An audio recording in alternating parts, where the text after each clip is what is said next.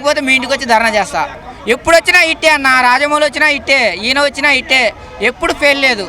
ఏ జనంలో ఏ పని చేసుకురు అన్న, ఒక్కసారి కూడా ఫెయిల్ కావట్లేదు. చాలా బ్రహ్మాండంగా ఉంది సినిమా.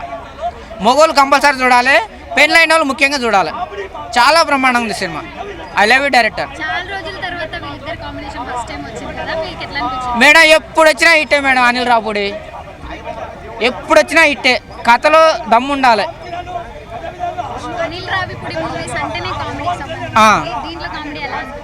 ఆయన కామెడీ సినిమానే కాదు, బాలయ్య సినిమాని పెట్టి బాములు పేల్చే సినిమా కూడా తీసిండు, అది కూడా హిట్టే.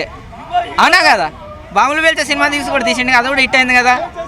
ఆయన డైరెక్టర్లో థాట్ ఉండాలి మేడం, ఆ థాట్ ఉండాలి. ఆయనకి రాజమౌళికి ఉన్నది, అనిల్ రావుపూడికి ఉన్నది. అందుకనే నేను అనిల్ రావుపూడికి చెప్తున్నా, నన్ను హీరోబెట్టి సినిమా తీసుకోవాలి, లేకపోతే నిన్ను హీరోబెట్టి సినిమా తీయాలని అని చెప్పేసి. ఆ రెండు జరగకపోతే ఇంటికాడ ధర్నా చేస్తా టెంట్ వేసుకొని. ఎందుకంటే మంచి డైరెక్టర్ చేతిలో పడితే మంచిగా బాగుపడతాం అనేది. భయ్యా ఇప్పుడే భయ్యా చిరంజీవి గారి సినిమా చూశాను భయ్యా, మనశంకర్ వరప్రసాద్ గారి సినిమా. ఏముంది భయ్యా అయ్యా బాబాయ్ డ్యాన్సులో ఫైట్లో అదే మౌసు, అదే గ్రేసు.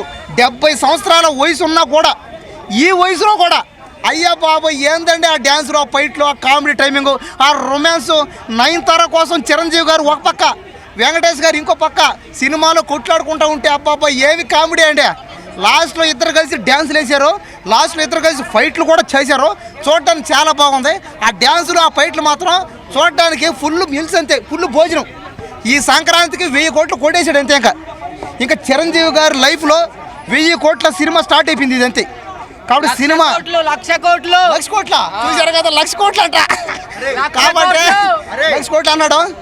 కాబట్టి సినిమా మాత్రం, సినిమా థియేటర్లో చిరంజీవి గారిని, వెంకటేష్ గారిని వాళ్ళిద్దరు వేసే డ్యాన్సులకి థియేటర్లో అమ్మాయిలు, ఆంటీలు, అంకుళ్ళు, తాతలు, అమ్మమ్మలు, బాబాయిలు, చిన్నపిల్లలు, ముసలోళ్ళు, పెద్దోళ్ళు, చిన్నోళ్ళు అందరూ ఒకటే డ్యాన్సులు. ఒప్పలు చూడండి, తాతయ్యలు కూడా ఈ సినిమాకి వచ్చేస్తారు, బామ్మలు కూడా వచ్చేస్తారు.